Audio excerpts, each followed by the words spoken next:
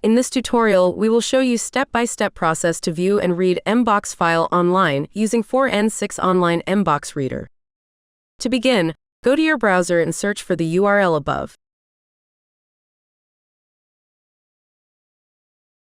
User can drag and drop MBOX file or click inside the box to select a file. Double tap or click Open button to select a file to view. User can view count of mails in particular MBOX file. User can also search for particular mail. This online reader provides user with header options such as subject, to, from, date, and time. Content of the MBOX file can be viewed on screen.